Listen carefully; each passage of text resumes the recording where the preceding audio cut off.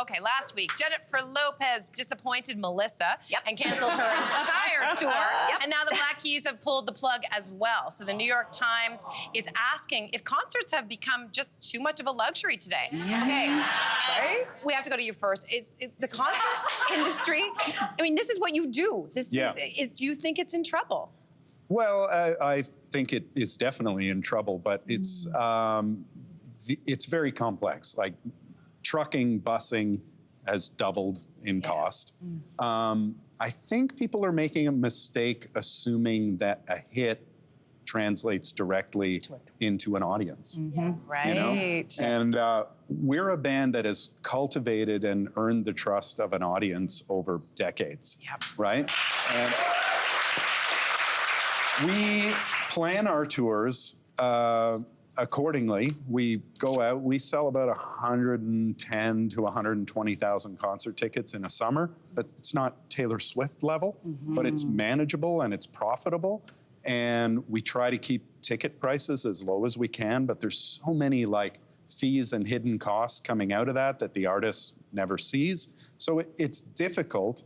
But I think if you're going out on a tour and you're disappointed by ticket sales and your upper bowl tickets are $250, you got to reassess your business model. Yeah, you know what? You bring up such a good, I'm so glad you're here for this conversation, because my big question is, do you think ego has anything to do with it? Because, you know, the last couple of years, all we've been seeing and talking about are Beyonce and Taylor Swift's sellout concerts, everybody spending huge money, $15,000 for 4 tickets. And I'm wondering if you're an artist and you have a little bit of an ego, J-Lo, and maybe you're thinking, well, I want to go out on tour too, and I see myself on the same level as these ladies, so I'm gonna book my 52-city tour, and the tickets are gonna be the same price. Do you think maybe it's a little bit of ego and her not realizing that her career is not there? Well, let's be very clear. J-Lo is a superstar. She is. She's a superstar. She is. But Taylor Swift and Beyonce have gone out year after year after year,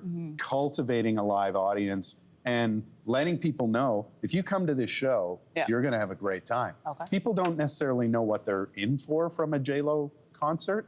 You know? I do. I knew she was gonna say something. I knew it. I'm sure she'd be great, but she hasn't earned the live loyalty that a Taylor Swift or a Beyonce. I mean, she's also busy doing movies, but whatever. Don't knock the girl's hustle. But my point is, you can't just assume that because you're a big star and you've had hit films and hit songs, that you can sell out an arena tour. I mean, just to be clear, even if J-Lo didn't cancel her tour, the concert industry is still in trouble, just for the record. I think a lot of people love to pile on women, and so now because you're seeing her slip a little bit, everyone's piling on. So lay off my girl, okay? Just lay off. I agree with that. I agree with that 100%. But also, I think everyone's going on tour. I think post-COVID, what we've seen, we were all stuck at home for years.